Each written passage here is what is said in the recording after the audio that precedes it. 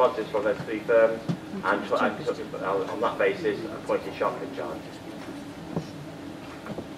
Thank you. That was in accordance with our council's standing orders on contracts. Okay, well then, without giving too much away, with all three of the legal firms, did they all give the same tender quote for the work to be done? There were different prices as you'd expect from different firms, yeah. But just come back with one more question then. Could I ask that the brief for all three legal firms was the same? Yes, of course it was, yes. It was the same, yes. Lie. Okay, thank you. Thank you. Councillor Bayford, did you have your hand up earlier? I did, Chairman, and I'm probably flogging a dead horse, but I want to come back to this whole financial thing again. And first of all, make absolutely clear that I'm not here as an apologist for River Oak. I'm here as somebody that would like to see the airport come back into operation, and at the moment River Oak still are the only game in town that's actually declared themselves. We'll come back to that in a minute as to whether there's anyone else around. But I think what confuses people looking at the situation from the outside is that we forget the origins of this. River Oak had attempted to buy the airport from Mrs. Globe and or her successors at the market price. They were prepared to do that, and I believe that at the end of the day, for some reason, Mrs. Globe or her representative or successor decided they didn't want to go through with that purchase, and it was at this point that River Oak approached the council with a view to a CPO process being the only way that they could effectively see their way to owning the airport. So they were prepared to do that. They put $2 million into an escrow account, or an account that will become an escrow account. They've spent a considerable amount of money up to now, I would assume, and I think they've gone to great lengths, as I pointed out earlier, to describe the way they go about their business, which is once a project is identified, they then actually bring investors together to bring that to fruition. So, it seems to me illogical to believe that if the owners suddenly said, well, if you want it, you buy it, that River Oak wouldn't want to partner the council in actually doing that. If, in the unlikely circumstance that they didn't, the council doesn't have to go through with the purchase, and I don't see how that particularly embarrasses the council. That's something that they could decide to do because they don't have the money to do it. So, I'm still at a loss to see how you can say that they are not a viable financial partner for this. I also understand that at least the leader and maybe one of the officers as well has met one of the people that has been prepared to commit to invest in the project if it comes to fruition. And in Councillor Boyd's case, not once but indeed twice. And we've got a lot of nonsense about letters of intent being no good because they were redacted. But I do understand that you were given the opportunity to see the unredacted letters and declined that. I mean, I wish, please, that you would make that clear. Leader, are you able to respond? Absolutely. That statement is a lie. Please, please. Thank you. Any other councillors? Councillor Eleanor. Thank you, Chairman. My apologies if I was a little bit sharp earlier. I didn't come actually to be difficult. In fact, I'm rather hoping that we'd move away from the rather adversarial language that we've got in this report, and that we would be able to seek a possible way forward for the council that we could suggest to it as an outcome of this meeting. However, I would like to ask questions. This is my first venture on this particular committee, and you must forgive me if I say something which is unacceptable. Can I just remind you that we're discussing a call-in, but I'm prepared to carry on until we hear your question. Thank you. Well, my first question, because I really don't object to some of the language in this. I think that some of the legal advice is pretty sensible. But I would like to ask some questions about procedure.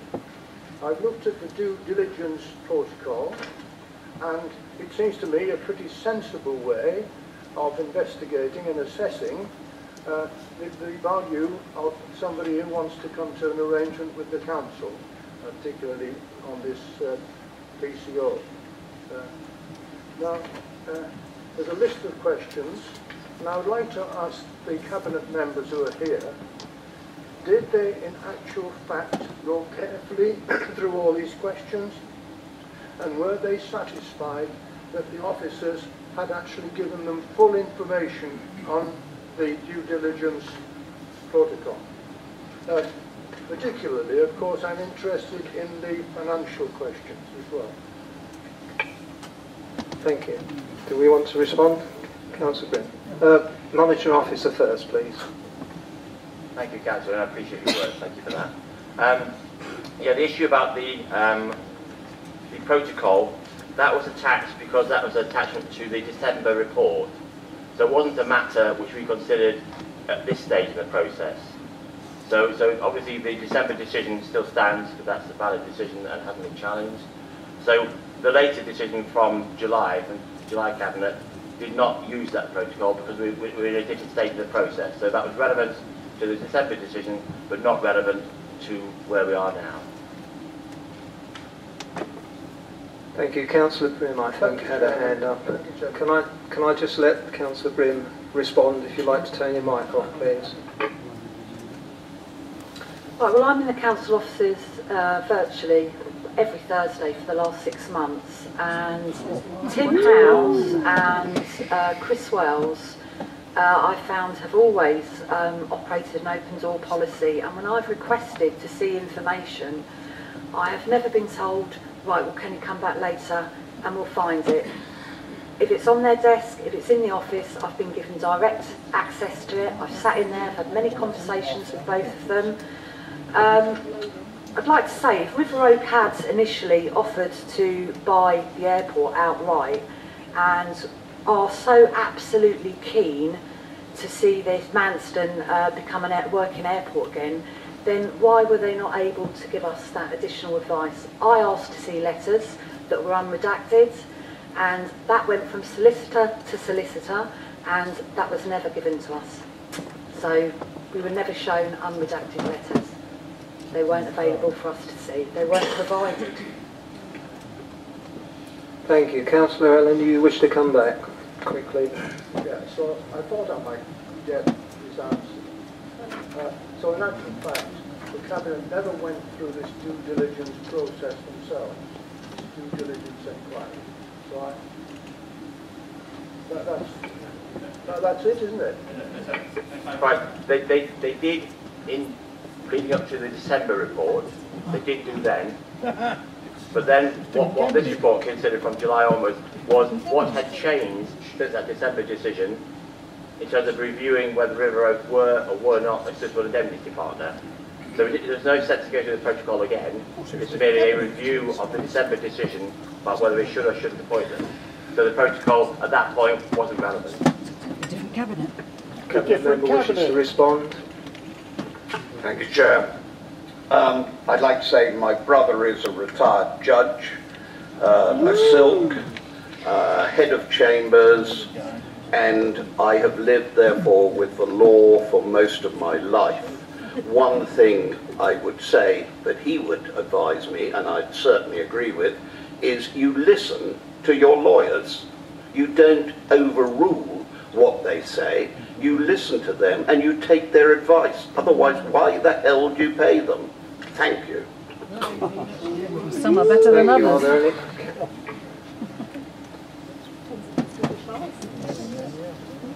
Councillor, if you could switch the mic, we have Councillor Partington wishes to speak. Thank you, Chairman. Just in relation to what you've just said, Councillor Town, and if I may, I granted that we should take solicitors' advice. I don't have an argument against that at all. But surely, as a councillor, we also have to review what the officers advice are given, and we have to be clear here: is the advice that they're giving the legal advice from the lawyers, or is it the legal advice from the officers?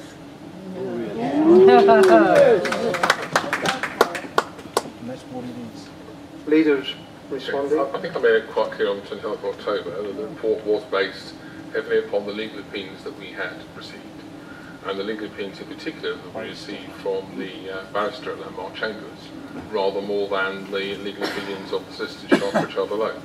So in answer to your question, yes, we have looked very carefully at the legal opinions that have been offered to us and the legal opinions that we have actually seen, and I'll repeat that those legal opinions have not just been on one occasion, they have been, I believe, on 3 separate occasions. We actually sent redacted letters for a legal opinion, which came through on the 1st of September. We actually sent the white paper, as it was called, for a legal opinion later on in the process, and we actually had the whole of this report reviewed by the same barrister in continuity all the way through. So it was not just for one legal opinion, it was a series of opinions on different parts of the process, and whatever we thought of those different parts of the process when they came to us, we took them for proper legal advice with that barrister on each and every occasion. Thank you. I have Councillor Potts next. Thank you, Mr. Chair. Can I just ask a question of the Cabinet? Did you choose not to meet with River Oak, and if so, why? Have you had meetings with River Oak, and if not, was there a reason why? Cabinet members would like to respond or leader on their behalf. Yeah, well, I'll start with that. I'll draw attention really to 2 things that set the historical context to this particular scenario. The first one was that Rear Oak had been through this routine before under the previous administration, under Councillor Iris Johnson, and when Councillor Campbell was a little more powerful than he is now. And River Oak, in that sense, met almost exclusively with the whole Cabinet, and indeed sometimes with Councillor Bayford as well, I believe, and sometimes with Councillor Wiltshire. And at the end of that process, where they met everybody on almost every occasion, they failed. We then had the PwC report, which suggested more strongly than anything else that we should try and approach these things rather differently, and that's exactly what we tried to do. We tried to ensure that, given the history of what had gone on in those particular meetings, that in practice that we were trying to operate lawyer to lawyer and take the personalities out of it, and that continued really quite contentedly until we got to the point where River Oak didn't like one of the decisions and they wanted to go back to sort of the full Cabinet again or whatever. We were trying to do what the PwC report asked, which was to do it differently than what had failed before, to ensure that we had given them every chance to provide the information required. Well, they've done it the same. Chief Executive. Thank you very much, Chairman. I just wanted to respond to Councillor Partington. I'm sure it wasn't necessarily meant to come over in the way that it perhaps sounded, and I just wanted to clarify that clearly, as a council, you appoint officers, and those officers are there to provide professional advice to members, and it is entirely appropriate that members listen to the advice of the officers. Of course, within the remit of obviously having an open discussion about any issues or questions, but I just wanted to clarify that that is the role of officers that are appointed to this council. Thank you, Chief Executive. I have Councillor Bayford, but first, Councillor Brim. Excuse me. Some months ago, I received at about 9 o'clock at night a telephone call from Tony Freudman, and the substance of that conversation was mainly to undermine Chris Wells. And I was 5-10 minutes on the phone to him, and then that's the contact that I've had. I've listened to all of the recordings that the Democratic Independent Group have put online.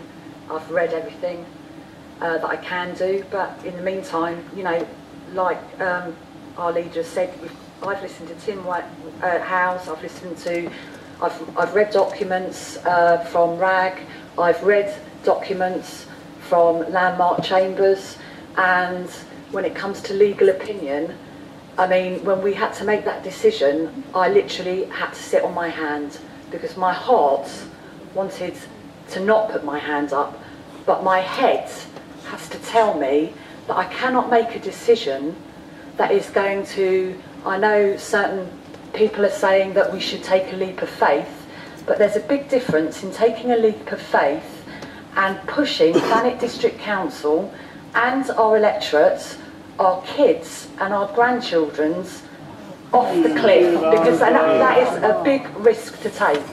And all the evidence, I acted with my head. Please. Have we finished, Councillor Brim? Thank you. Councillor Bayford. Yeah, thank you, Chairman.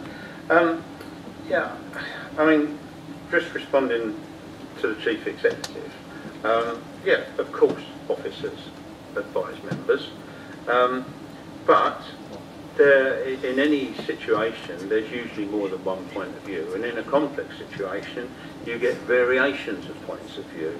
And I've to remind people I've been on this council for 25 years, sometimes in the administration running the council, often in opposition, as I enjoy myself being today.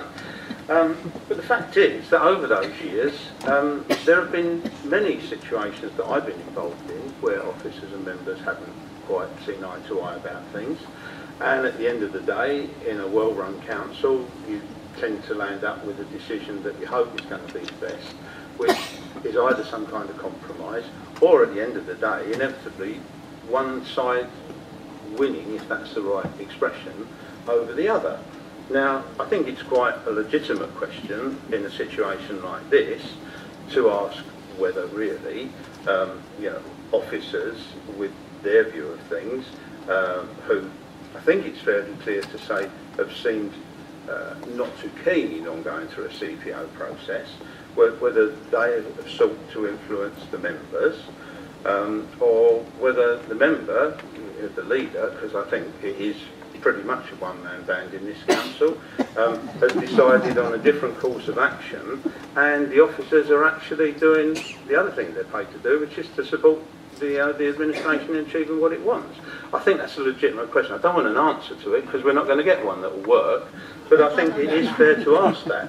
When it comes down to talking about lawyers, and you know, it's interesting, Councillor Townley makes a very good point about, you know, we've got to stick with the law, but I think it's a pretty well-known fact that if you ask you know, two lawyers the same question, well, depending on, you know, who's paying them the most, you'll get a different answer. You know, it's a fact that to most situations there is more than one answer, isn't there?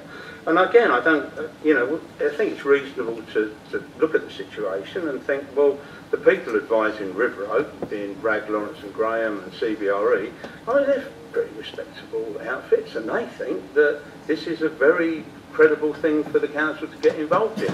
Clearly, the council lawyers are giving some other advice, and it's reasonable to ask whether they are independently giving that advice, or whether they're actually justifying, if you like, with legal reasons, a decision that the officer and the members are trying to take. And I think that is a fair question, really. And at the end of the day, you know, one thing that may help this process is if, and I have asked for this before, if you were to publish the legal advice on which you based your opinions. Yes. Thank you. Do we have a response? Leader. Yeah, about three questions there, I think. So I think inherently, first of all, is just, do the Cabinet and the officers always see eye to eye? I think the answer to that is no. We have what I think are politely described as robust discussions, and sometimes there's a bloody draw, and sometimes there's a winner, and sometimes there isn't. And I think that probably applies to other processes, particularly when we're wrestling with the budget and the difficulties we've inherited from others previously. That's certainly been true. And it's certainly true of this process as well. So, yeah, a bit of it from myself as well, fair point. The issue of the lawyers, you know, we go round and round and round, and there are, you know, sort of two particular views here. You inferred that actually, if you pay your lawyers, you get the opinion that you pay for. If I accept that is a fact, then presumably you have to accept the same is true of River Oak, and they actually got out and employed employers, solicitors and lawyers to give them the opinion they wanted in exactly the same way. So I mean, you know, it's six one after the other. The idiosyncratic fact in this particular situation is that just about everybody who goes for an opinion from a bachelor on this thing ends up at landmark chambers, and I think that there must be little holes and corners where they don't talk to each other because they're actually giving opposing opinions from the same chambers, because they are the great specialists in the field. We went to landmark chambers as River Oak did. We have got different opinions. I'm sure other people have been to landmark chambers and got different opinions from within as well, because that's the way the cookie crumbles. But I've never felt personally, and I think probably there's an interesting debate to be had about that, but I've never felt personally that if you go and you ask a lawyer for a very open opinion, which we actually did, ask a barrister for a very open opinion, that you should then shop around until you find something rather different. I think the experience of this council on live animal exports will tell you something about that. Thank you. Are there any other panel members wish to ask a question? Because I think we're getting very close to a decision. Sorry. Councillor Curran, I think it was some minutes ago after Councillor Partington, and you sort of missed him out, Councillor. I'm very flattered. Apologies. Well, Councillor Curran. Is that on? Oh, yeah, thank you. Yeah, I just wanted to pick up something that Suzanne Brim said, that finding out information, very important, and that you decided, with your head rather than your heart, which is a very interesting statement. The reason I mention that is because one of my concerns is that all councillors should have the opportunity to find out as much information as they can, whether it be about River Oak, the owners of the land in this particular context, and in fact everything we do within our wards, we need to find out the information. Now, what concerned me, and this question will go to Tim Howes, is that two emails were sent out in October, the 19th and the 20th, regarding a meeting that River Oak were holding, which was a Q&A session. The first one on October the 19th was just advising all councillors not to attend the Q&A with River Oak. The following morning, because that one was at 6 o'clock in the evening, the following morning at 9 o'clock, a further email from Tim regarding lobbying, which may jeopardise any decision taken by Cabinet on the appointment of River Oak, and he therefore strongly advised councillors not to attend the meeting.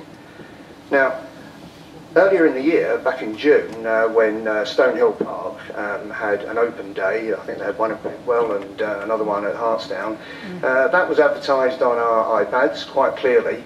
Now, I can only assume that Stonehill was a fact-finding, whereas River Oak was lobbying. And I find that rather uncomfortable in that councillors need to find out information, and we were told that we shouldn't. Some councillors went to their credit, many didn't. So perhaps, Tim, you could answer that one and say, what was the justification of those particular emails? Thank you. Please let the monitor officer answer. Yes, it's really simple, it's really straightforward. The issue is, we were trying to enter into an agreement or negotiations with River Oak to make them our partners to acquire land. And our anti-fraud and corruption strategy says that members should not meet with those with whom we're negotiating to buy land or the terms upon which we're buying that land without an officer present. So I didn't forbid them to go. What they said was, I advised them of the appropriateness of them going because of the acting in breach of the anti-fraud and corruption strategy, but also they're putting the whole process at risk by the potential landowners saying, hang on, you had secret discussions in the smoke-filled rooms with these people rather than having an open and transparent process. It's a very good answer, Tim Howes, but you know as well as I do that we requested an officer at that meeting and it was declined.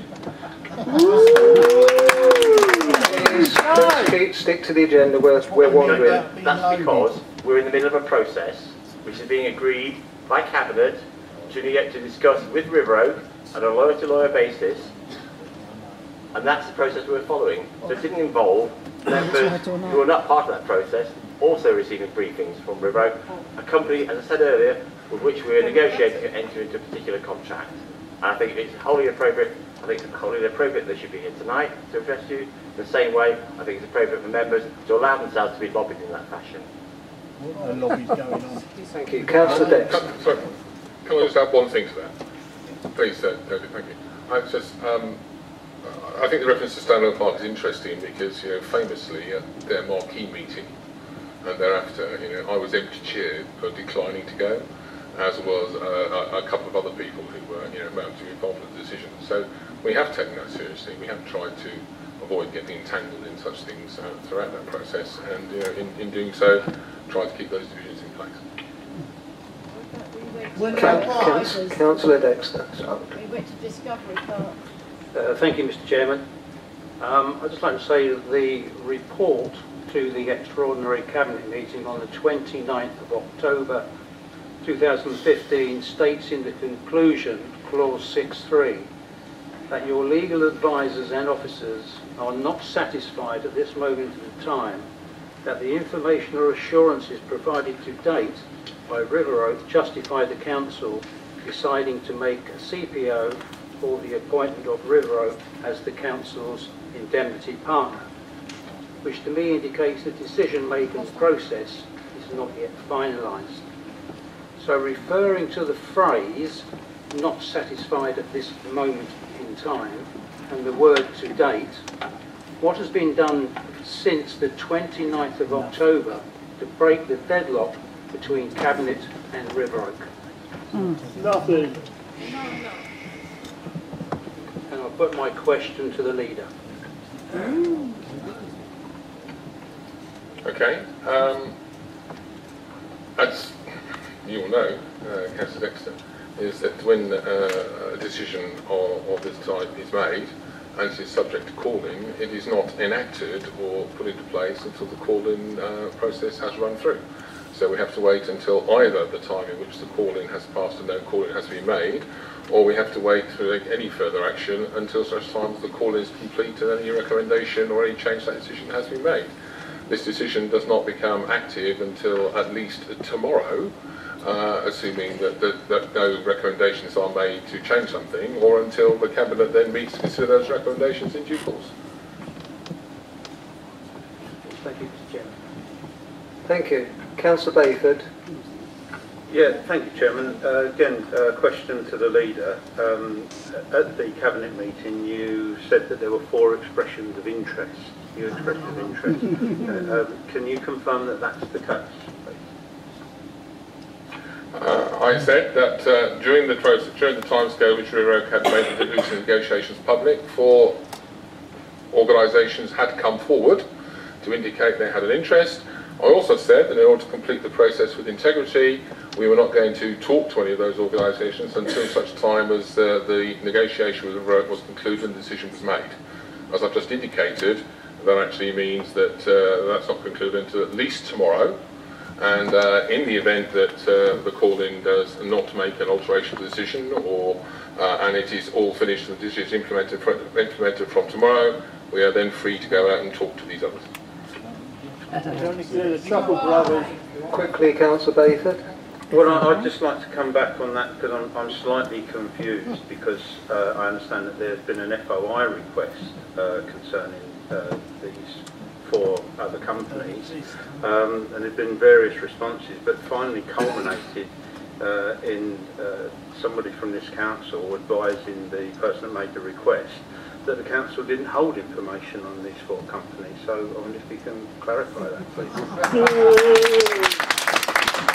Please, response and then Councillor Campbell. Go on, Chris. Please, let's hear the response. The response has been offered, so let's hear it. Yeah. The answer is we don't hold the information in the format in terms of written records or computer data in the whole information in that format. It may be held, it might be, but it's not held in the records. Councillor Campbell. That's a way to do business. Thank you, Chair. Yeah, getting back to the actual agenda of the calling itself, can you confirm whether or not these 4 interested parties had any impact at all in the decision you took whether or not to accept River Oak as an indemnity partner? Leader? No, it didn't, and that's why we've actually left it until after this decision is finally enacted to even begin any sort of formal negotiation or process with them. It will be our intention to reopen the soft market testing for a brief period of time, so all who have indicated they might have an interest in following it through, go through a pretty much identical process to the one that River Oak went through with the other applicants over a year ago. Thank you. No further questions. In that case, I think we need to move on to the options, and we have before us two options. Option 4.1, which reads, after having reviewed all of the evidence that was presented to Cabinet on the 29th of October 2015, the panel may wish to make recommendations for further consideration by the Cabinet. If that option is adopted, officers have requested that the panel give directions in the wording of the recommendations to be adopted at this meeting. And in the second option follows on, depending on the result of the vote on the first option. The second option, 4.2, is that members could decide to take no further action, in which case the Cabinet decision on Manston Airport shall be deemed implementable from the date of this extraordinary overview and scrutiny panel. I have to say, with reference to the options in section 4 of the report, and having listened to the responses from the executive, if we go with one option, which is option 1, we will need to have proposed recommendations to pass on to Cabinet. So if we can move to option 4.1, which is to return the file to the Cabinet for reconsideration, can I have those in favour of option 4.1, please? You're joking. Come on. Come on. Those against option 4.1? Joking. Option 4.1 is lost, so 4.2 is members will decide to take no further action in the case. I need a seconder for option 4.1. Councillor Potts. 4.2, sorry, 4.2. Did I have a proposer for 4.1? Councillor Campbell. 4.2, sorry. Right, now we go for the vote for 4.2, which is to take no further action. Those in favour? You traitors. Traitors, the lot of you. It's meant to be a democracy. Those against? Sorry, it's disgraceful. It's my future that you're thinking about here. My job's my future, not yours. I elected you. You should be following the doctrine of the mandate. That's carried. So the decision on the evening is for members have decided to take no further action, in which case the Cabinet decision on Manston Airport shall be deemed implementable from the date of this extraordinary overview and scrutiny panel. So when's the house going to be built then? And can I thank the members of the public for their patience. I know there was a lot of passion in the room this evening, but thank you, and I'm closing the meeting at 8:28. Thank you.